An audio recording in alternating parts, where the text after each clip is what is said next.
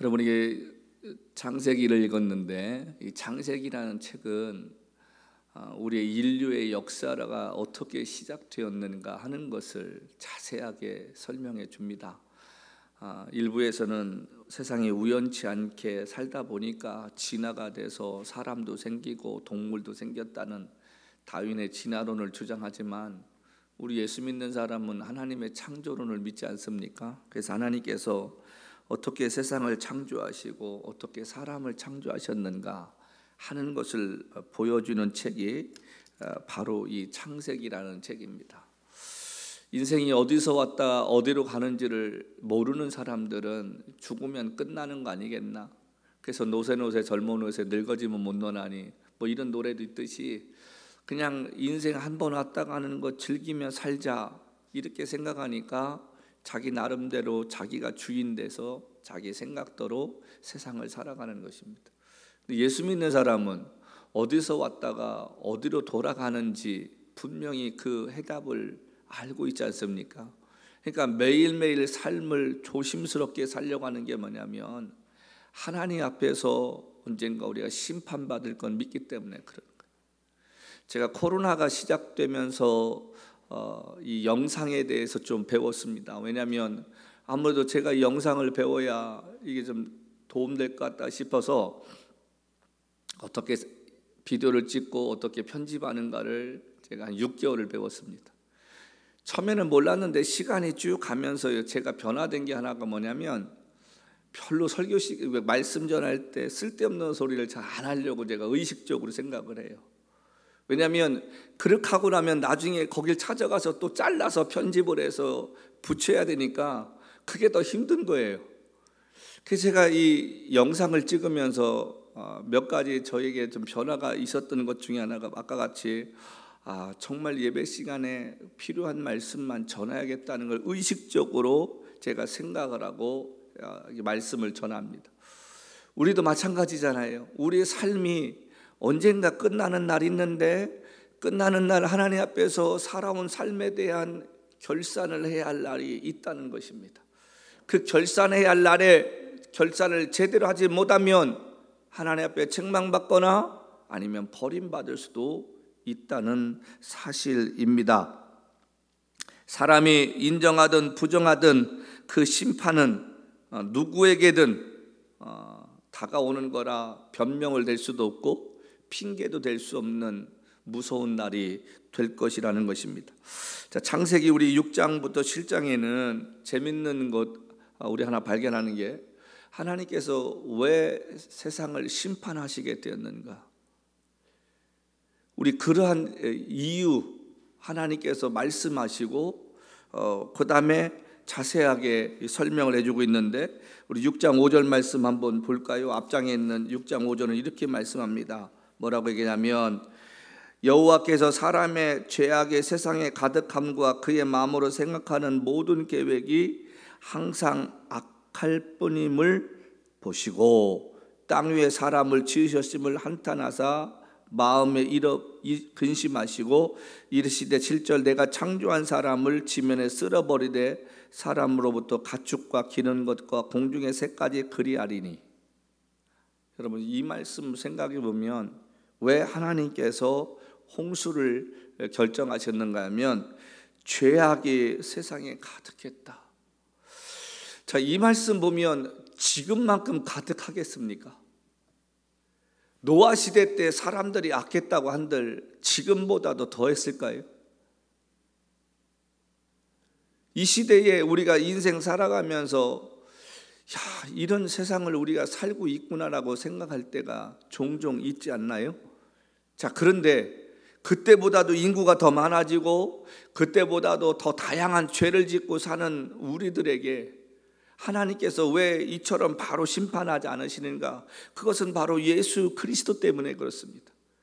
하나님께서 한번 세상을 심판하시고 나셔서 내가 물로 다시 심판하지 않겠다, 그리고 그 아들을 세상에 보내시고 천년을 하루같이 기다리시면서 모든 사람들이 구원받기를 원하시는 마음으로 기다리시는 하나님의 은혜가 있기 때문인 줄로 믿습니다. 자, 6장 11절부터 12절 말씀 한 번만 더 보실까요? 뭐라고 했냐면 그때에 온 땅이 하나님 앞에 부패하여 포악함이 이 땅에 가득한지라 하나님이 보신즉 땅에 부패하였으니 이는 땅에서 모든 혈육이 있는 자의 행위가 부패하였더라. 더 이상 하나님 보시기에 이 땅이 안 될 것 같으니까 하나님께서 한번 정리하셔야겠다 싶었다는 거예요. 이사야서를 통해서 하나님께서 우리 인간을 지으신 목적이 무엇인가 분명히 말씀하잖아요. 뭐라고 했습니까? 43장 말씀에 내가 이 백성을 나를 위해 지었나니 나의 찬송을 부르게 하려 함이라. 여러분, 찬송이 어느 때 나옵니까? 하나님이 참 위대하시다, 하나님이 내게 행하신 일이 이런 것이구나 라고 자기가 경험해 볼 때만이 하나님을 찬송하게 된다는 거예요. 우리가 찬송합시다 찬송합시다 입으로는 할 수 있을지 모르지만 정말 마음을 다해서 찬양할 수 있는 그 여건은 어느 때냐면 하나님이 이런 분이시라는 것을 내가 느꼈을 때 나도 모르게 찬송을 하게 된다는 것입니다. 자, 그런데 그때에 하나님께서 이렇게 죄가 세상에 가득 찬 그 상황 속에서 하나님께서 한 사람을 발견하셨는데 여기 13절 말씀 뭐라고 하냐면 하나님이 보신즉 땅이 부패하였으니 12절에 이는 땅에서 모든 혈육이 있는 자의 행위가 부패하였으며 하나님이 노아에게 이르시되 모든 혈육이 있는 자의 포악함이 땅에 가득함으로 그 끝날이 내 앞에 이르렀으니 내가 그들을 땅과 함께 멸하리라. 하나님께서 노아에게 당신의 계획을 말씀해 주시고 계시다는 거예요. 근데 이 노아 한 사람만이 하나님 앞에서 두려워하는 마음으로 살다 보니까 하나님께서 그 사람을 택하셨어요. 우리 6장 여기 8절 말씀 볼까요? 뭐라고 했냐면 이렇게 말합니다. 그러나 노아는 여호와께 은혜를 입었더라. 하나님 앞에 은혜를 입었다는 말이 뭡니까? 하나님 보시기에 다른 사람과 다른 신실한 모습으로 살고 있었다는 것입니다. 이 시대에 저와 여러분이 그런 삶을 사시기를 주님으로 부탁합니다. 다른 사람이 어떻든 간에 우리가 하나님 보시기에 괜찮은 사람이 돼야 되지 않을까? 한 사람 노아만이 하나님을 두려워하며 하나님의 마음에 드는 삶을 살고 있었기에 그를 택하셨고 그를 통하여서 하나님이 방주를 만들게 하셨다는 것입니다. 결국은 하나님이 방주를 만들게 하셨지만 그 방주는 누구를 위한 방주예요? 노아를 위한 방주예요. 노아 가족을 위한 방주였습니다. 우리가 여기서 깨달아야 할 중요한 것이 있습니다. 그게 뭐냐면 지나온 인류 역사를 살펴보면 시대마다 하나님의 마음에 드는 사람들은 그렇게 많지 않았다는 거예요. 우리의 믿음이라는 게요, 깊어지면 깊어질수록 우리의 삶의 모든 것은 사라지고 나는 죄인인데 하나님께서 나를 사용해 주셔서 하나님 이렇게 살고 있습니다는 그러한 겸손함으로 받게 할 줄로 믿습니다.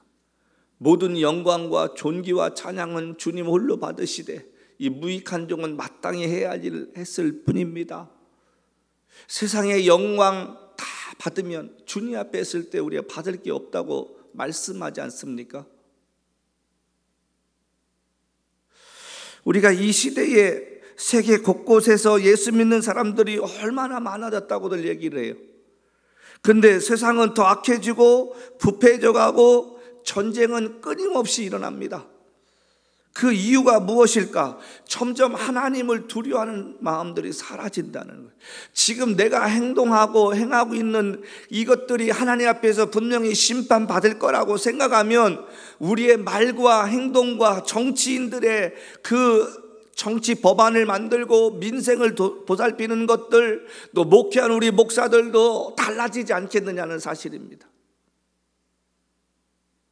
정말 하나님 앞에서 우리가 심판이 있다는 것, 죽음 뒤에 그 무서운 심판이 있다는 것을 우리가 믿고 산다면 지금과는 우리가 달라지는 삶의 모습이 되지 않겠습니까?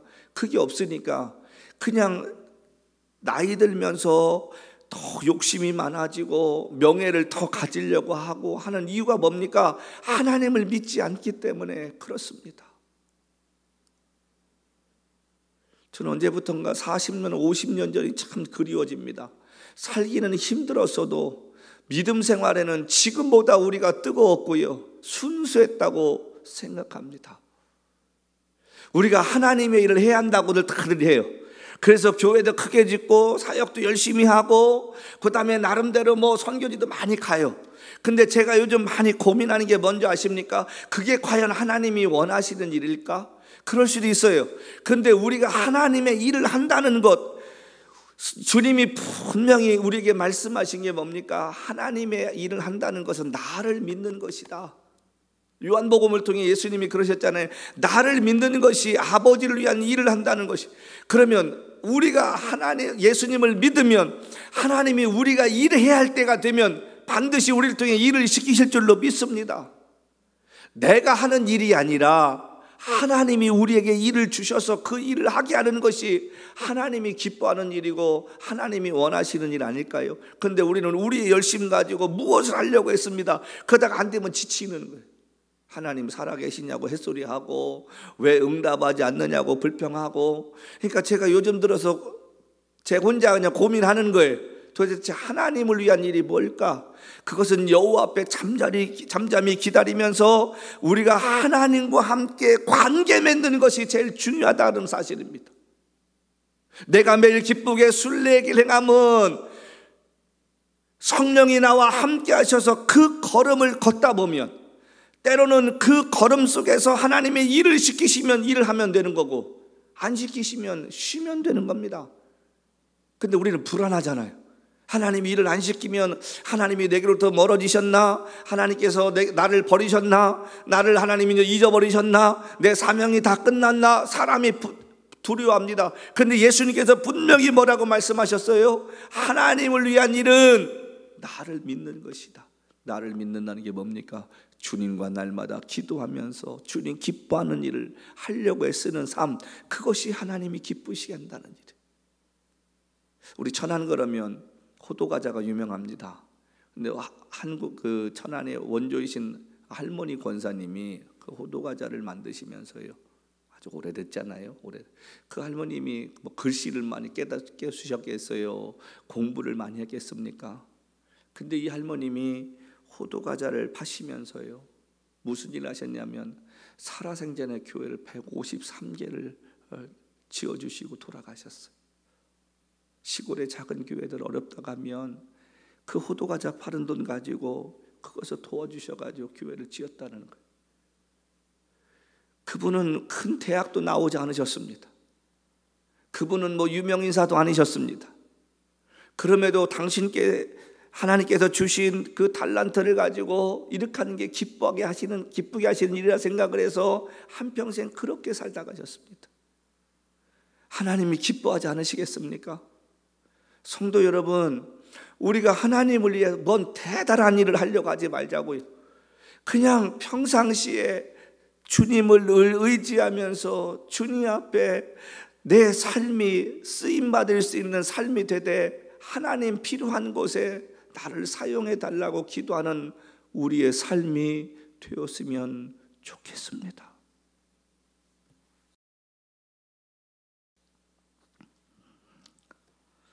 노아 시대에 노아 가족을 제외하고 모두 다 홍수로 인하여 죽음을 당했을까? 그들은 하나님의 존재에 대한 두려움을 갖지 않고 살았다는 이야기입니다. 그러니까 하나님 없이 사니까 무엇을 하든 그들에게 죄책감이 있었겠어요?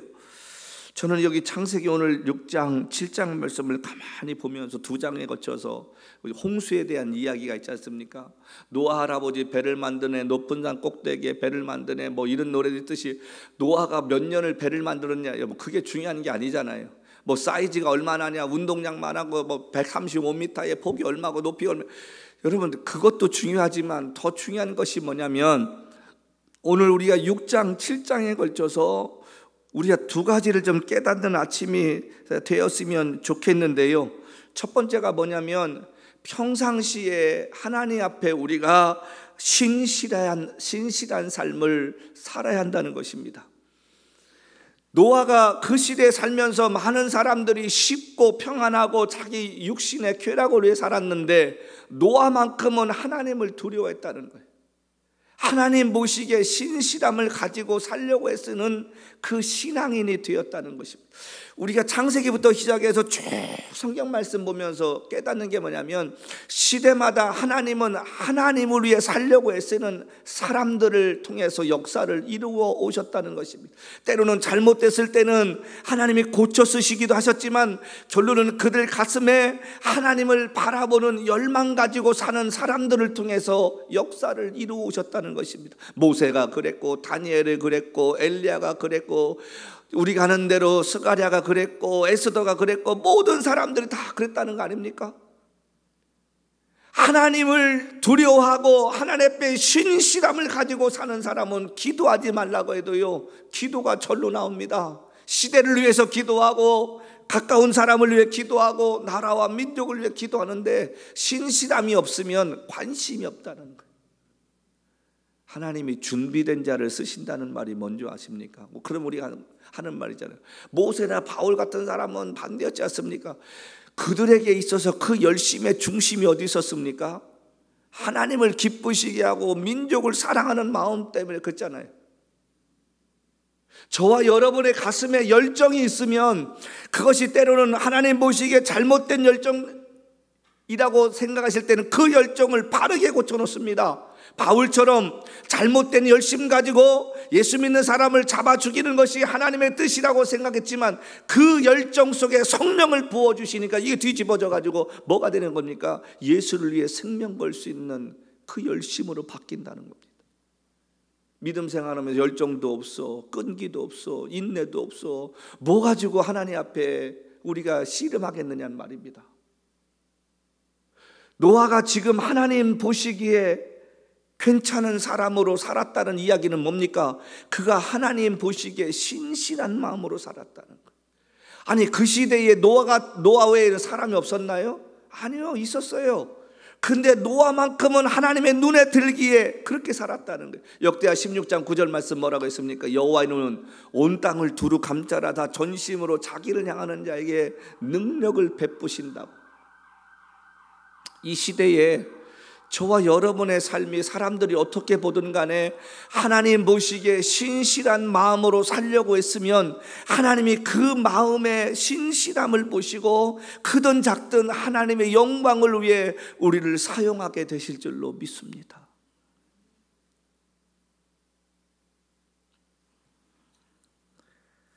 제가 지난 한 주간 도미니카 좀 다녀왔습니다. 일이 있어서. 다녀오는 길 가운데 하루의 시간을 내서 제가 선교사님이 하시는 사역을 한번 보고 싶었습니다. 그래서 선교사님 한번 이제 보았으면 좋겠습니다. 그리고 제가 원래 생각했던 시간보다 좀 땡겨서 왔는데, IT 사람들이 도미니카에 와서 이제 불법 체류로 사는데, 미국으로 말하면 인디안 보호구역처럼 이렇게 자기들만의 공동체를 만들었어요. 그래서 선교사님하고 그 나라의 경찰 국장님 이분하고 친해져서 요 위에까지만은 올라오지 말으라고 해서, 그래서 경찰이 그 바깥으로 나가면 잡아간다는데, 그 가봤더니 한 게 타운을 이뤘는데요, 들어가는 입구부터요, 이게 어느 나라에서 봤던 그 아주 빈곤한 삶들 있지 않습니까? 얼굴은 이제 다 전 처음 봤어요. IT 사람들 이렇게 다 검정색 얼굴 되어 있는 분들인데, 들어가서 보는데 저 한 옆에 산 등성이가 이렇게 막 하얀 거예요. 그래서 무슨 나라의 산이 저렇지? 이렇게 봤더니 산에 그 나라에서 나오는 모든 쓰레기를 다 버리는 거, 거기에다 계곡에다가 버려서 이제 점점점 차 올라가지고 상등성이까지 그게 올라온 거예요. 그래서 쓰레기차가 한번 이제 그 도미니카가 한 1,200~300만 명 된다고 그래요. 전체적으로 다. 근데 이제 산토도밍고라는 도시에는 뭐 그렇게는 안 되겠잖아요. 근데 아침에 이제 쓰레기차가 오나 오후에 오면 쓰레기차가 놓고 가면 그 마을 사람들이 다 같이 벌떼처럼 올라가는 거예요. 그래서 거기서 페트병도 줍고 이렇게 해가지고 한 달에 60불 벌어요. 60불 벌어가지고 사는데, 가서 이렇게 상황을 보니까 그냥 눈물겨운 그 자체 있잖아요, 여러분. 이게 생각하듯이 제가 그 몇 시간을 같이 이렇게 돌아보면서요, 제가 느낀 게 한 가지가 뭐냐면, 어린아이들이 옷도 제대로 못 입고 깨끗한데 그렇게 행복해 보이는 아이들이. 예. 그러면서 그들의 삶을 이렇게 선교사님이 말씀을 해주시는데, 우리는 사람들 만나서 100불 200불 뭐 이렇게 생각 없이 밥값 내고 살잖아요, 솔직하게는. 사람들하고 몇몇 밥 먹으면. 근데 그 밥 한 번 먹는 그 값이 그들에게는 몇 달치 월급이 된다. 선생님이라 하시는 분들의 한 달 월급이 400불이니까 뭐 말 다 했잖아요. 그러면 그렇게 경제로 따지면 얼마나 우리보다 힘들어요. 그런데도 그들의 얼굴에는 행복함이 있다는 겁니다.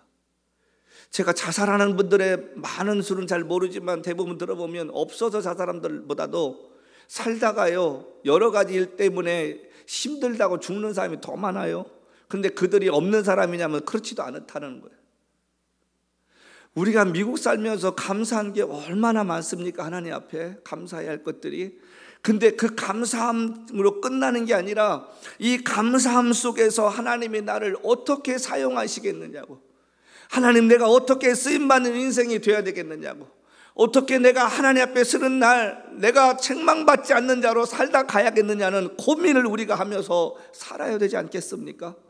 하루하루 그냥 의미 없이 사는 인생이 아니라 아침에 일어나서 하나님 앞에 기도하면서 오늘 이 하루 동안에 나의 삶을 통해 하나님이 어떤 영광을 받으시겠느냐, 그것을 좀 물어볼 수 있는 우리의 삶이 좀 되었으면 좋겠습니다.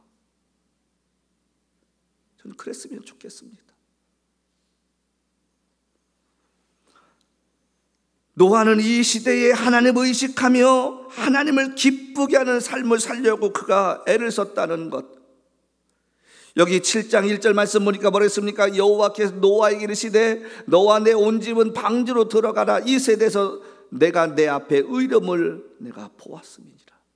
다른 사람은 어떻게 살지 모르지만 하나님 앞에서 노아가 의롭게 살았다는 거예요. 여러분, 의롭게 산다는 게 얼마나 힘든지 아십니까? 사람들한테 욕먹어요.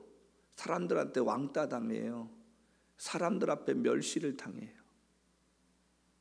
정말 그런 삶을 우리가 사는 자세로 바뀌어야 되지 않을까? 네? 그런 우리의 믿음이 돼야 되지 않을까? 지금 하나님께서 노아를 보시면서 이 세대에 내 앞에 의로움을 보았다. 노아가 무슨 대단한 교회를 세웠습니까? 나가서 무슨 전도를 많이 했나요? 아니요. 그의 삶 가운데 날마다 하나님을 의식하며 살았더니 말이 달라지고 행동이 달라졌다는 것입니다. 저와 여러분의 삶이 그랬으면 좋겠습니다. 저와 여러분의 삶이 날마다 하나님을 의식하고 무엇이 하나님을 기쁘시게 하는 삶인가를 한번 생각해 보는 삶이 좀 되었으면 좋겠습니다. 제가 요즘 사람들을 만나면 아침이나 점심을 일부러 택합니다. 예전 같으면 제가 그런 거 생각 안 하고 대접하고 했는데, 제가 미국 와서 25년 동안 가만히 어느 날 제가 생각을 해봤어요. 제가 대접하는 거 좋아하고 남 돕는 거 좋아하는데 어떤 때는 그게 오히려 되게 상처로 돌아오더라고요. 내가 이렇게 해도 저 사람과의 그 관계 속에서 이런 고마움을 알까 많지가 않더라고요. 그래서 제가 생각을 바꿨습니다. 차라리 그럴 돈이면은 가치 있는 일에 돕자. 올해는 저희가 매달 선교비를 보내지 않고 적지만 매달 모으고 있습니다. 기도하고 있습니다. 하나님이 필요할 시기에, 하나님이 필요한 꼭 그곳에 우리가 이 귀한 물질을 보낼 수 있도록 은혜 달라고 말이지요. 제가 선교지를 다니면서 이야기를 들어보면 모든 선교사님들이 다 당신이 어렵다는 거예요. 그런데 제가 어떤 생각 드냐면, 요즘 들어서 정말 어려운 선교사를 만나서 그에게 우리의 작은 물질이지만 그게 필요할 곳이 있을 거라고 저는 믿습니다. 많은 것 가운데 우리가 한 포션을 차지하는 것이 아니라 그 선교사님에게는 그것이 전부가 될 수 있는 선교지를 만나게 해달라고 제가 기도하고 있습니다. 제가 예전에는 의미 없이 20불 30불짜리 그냥 식사 대접하고 몇 명 먹어서 몇백 불 나오는 거 대수롭지 않게 생각했는데 어느 날 그게 제 가슴에 죄의식처럼 느껴지기 시작했습니다.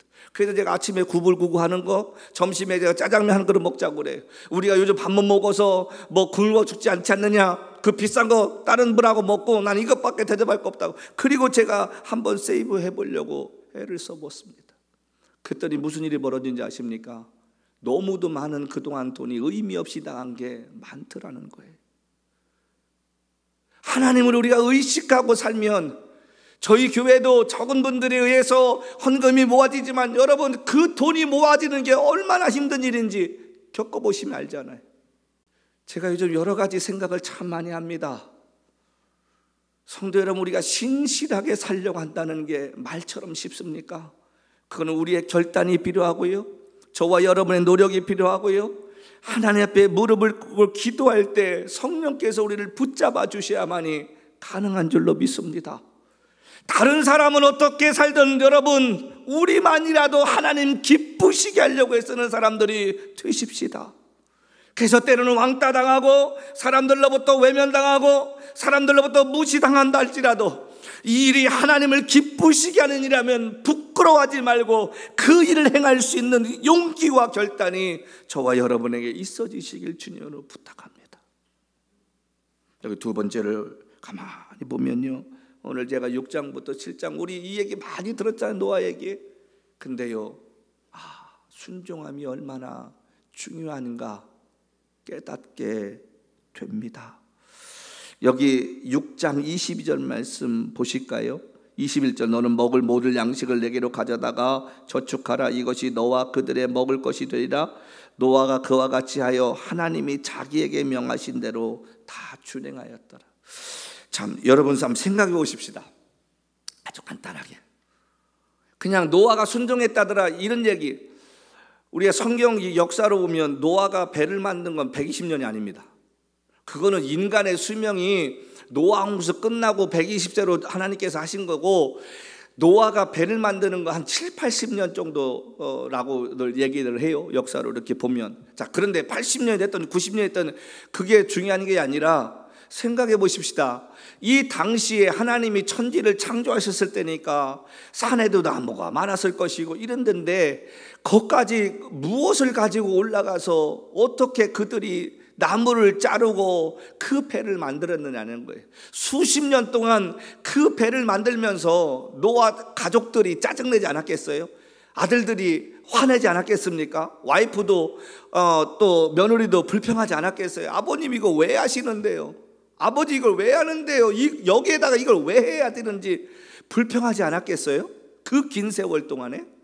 성경은 그렇게 얘기하지 않지만 분명히 집안 다툼도 있었을 것이라고 저는 생각합니다. 사람인지라 통나무 옮기다가 자빠져가지고 어디 살아나가지고 또 손 다치고, 못이 없었을 테니까 뭐 이거 이어서 만들든지 뭐 했을든지 했을 때 얼마나 힘들었겠어요. 그러면서 제가 깨달은 게 하나 있습니다. 평상시에 노아의 삶이 어떠했는지가 그 자식들과 가족으로부터 인정받고 가족들이 순종해서 끝까지 그 일을 했다는 거예요. 아버지가 아버지답게 살지 못했으면 자식들이 아버지 말 들었겠습니까? 남편이 남편답게 살지 못했으면 이 노아에게 아내가 협조했고 며느리들이 그것을 협조했겠습니까? 아니잖아요.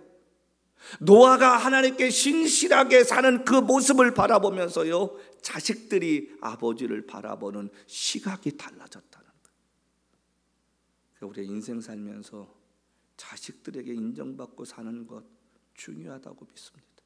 그 쉬운 얘기 아닙니다. 부모가 부모답게 살지 못하면 자식들이 억지로 순종할런지 모르지만 늙고 병들면 표가 납니다.